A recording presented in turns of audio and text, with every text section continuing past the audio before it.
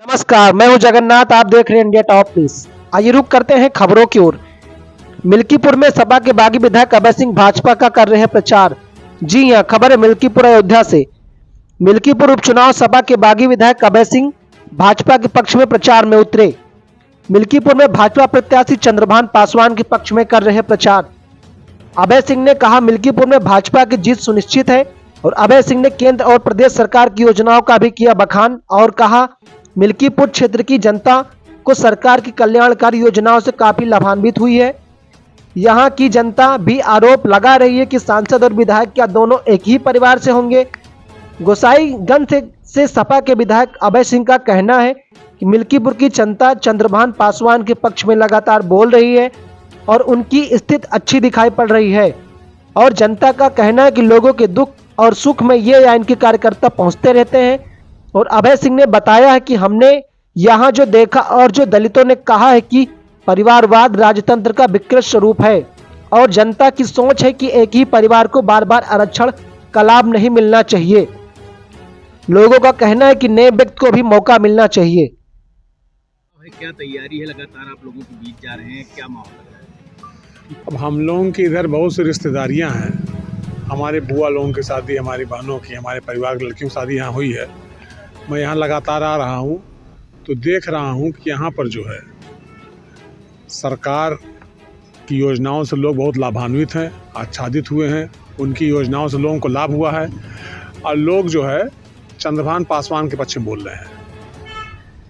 सपा सांसद कहते हैं कि बाहरी प्रत्याशी हैं, घर और बाहर की लड़ाई। नहीं, हमने अभी भी चर्चा किया लोगों से घर और बाहर की बात। तो यहीं बगल में रुदौली से के रहने वाले हैं, वही सटी विधानसभा है और हमारे सांसद जी बगली विधानसभा सुहौल के रहने वाले हैं। तो दोनों घर की दूरी लगभग बराबर है, कोई बहुत दूरी नहीं है, बराबर ही दोनों मिल्कीपुर के लिए एक ही जैसे हैं, अलग नहीं हुए। लेकिन वो तो कह रहे हैं कि भाजपा ने कितने मंत्री लगाए हैं सपा की साथ। अब इसके बारे में हम नहीं जानते क्या है। गोसाईगंज से आप विधायक हैं, मिल्कीपुर में क्या रहेगा? मिल्कीपुर में जो ये पासवान लड़ रहे हैं, चंद्रभान पासवान जी, इनकी स्थिति अच्छी दिखाई पड़ रही है और जनता इनके पक्ष में बोल रही लगातार और कह रही कि ये लोगों के दुख और सुख के भागीदार हैं। शादी हुआ, ब्याह हुआ, कहीं किसी की परेशानी हुई, कोई मर गया, कोई जी गया, ये या इनके परिजन लगातार पहुंचते रहते हैं, लगातार जनता के बीच में हैं, उनके दुख और सुख के भागीदार हैं। इसलिए इनके पक्ष में जो गरीब कमज़ोर तबका है, दबा कुचला समाज, शोषित वंचित समाज है, वो इनके साथ खड़ा दिखाई पड़ रहा है। पिछड़े वर्ग के लोग, ये चौरसिया वर्ग की संख्याएँ बहुत ज़्यादा है।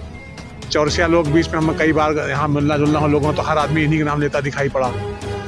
और भी जो दलित समाज के लोग वो भी इन्हीं के नाम ले रहे हैं। कितने मतों से बीजेपी जीत रही है?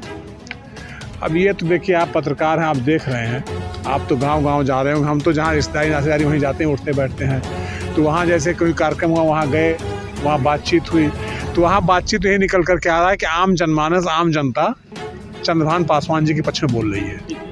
परिवार प्रसाद जी कह रहे हैं कि हम 9 बार के विधायक, 6 बार के कैबिनेट मंत्री, अब की सांसद। हाँ, सही बोल रहे हैं, इसका प्रभाव पड़ेगा। वो सही बोल रहे हैं। लेकिन हमने एक चीज़ यहाँ और देखा, जो दलितों ने कहा कि परिवारवाद राजतंत्र का विकृत स्वरूप है।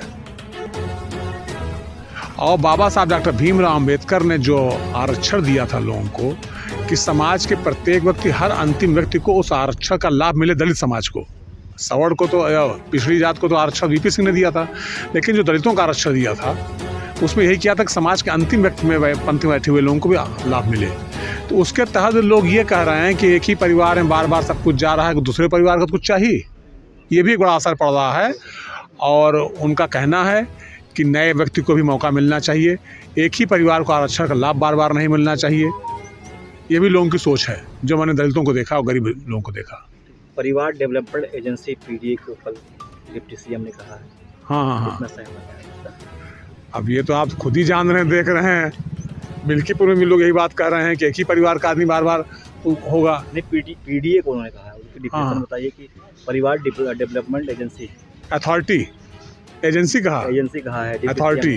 तो हमसे ज़्यादा तो इसके बारे में आप लोग जान रहे हैं कि देश से लेके, प्रदेश से लेके कहाँ कहाँ परिवार का विकास हो रहा है। लोकतंत्र में मैंने आपको पहले बता दिया, परिवारवाद जो है उचित नहीं है। परिवारवाद राजतंत्र का विकृत स्वरूप है, जो आज लोकतांत्रिक भारत दिखाई पड़ रहा है। धन्यवाद।